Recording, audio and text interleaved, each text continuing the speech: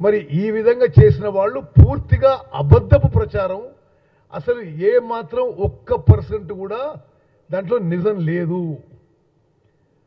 అదేవిధంగా వాళ్ళు ఏమంటారు, 1,30,00,000 మెట్రిక్ టన్నుల ధాన్యం కొనుగోలు అయిందట. అసలు కనీస మినిమం ఫిగర్స్ ఒక ప్రిపరేషన్ కూడా లేదు. అసలు ఆ రోజుకి కొన్న ధాన్యం మొత్తం కూడా 30 లక్షల మెట్రిక్ టన్నులే. వాళ్ళు పెద్ద ఎత్తున ప్రశ్నలు పెట్టి 1,30,00,000 కొన్నామని చెప్పిండు. అంటే ఆ రోజుకి 1/4. సో దీని మీద ఏంటంటే ప్రధానంగా ధాన్యం కొనుగోలు విషయంలో ఎక్కడ అవినీతి జరగకుండా రైతులకు మేలు జరిగే విధంగా మా ప్రభుత్వం ముందుకు పోయింది. మీరు చేస్తున్న ఆరోపణలన్నీ తప్పు.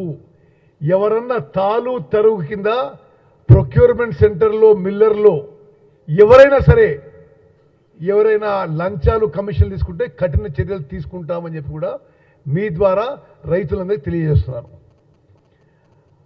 అదేవిధంగా ఇంకో పెద్ద మనిషి పదే పదే సన్న బియ్యం కొన్నారు, ఇంత కొన్నారు, ఆ రేటు కొన్నారు, 350 కోట్లు తప్పినరు. ఓకే, సన్న బియ్యం ఒక్క గింజ కూడా కొనలేదు,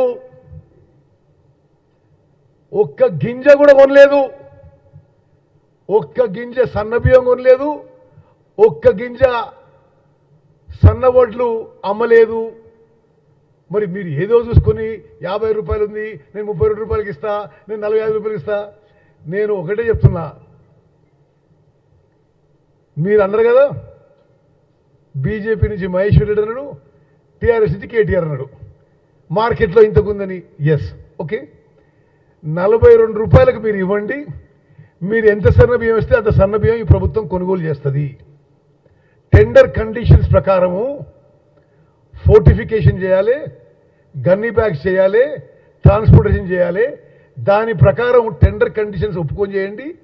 మీరు ఈ సన్న బియ్యాన్ని 40, మీరు చెప్పిన ఫిగర్ 42 రూపాయలకి మీరు ఎంత ఇస్తే అంత ప్రభుత్వం వెంటనే కొనుగోలు చేస్తాము. Okay Srinivas, okay.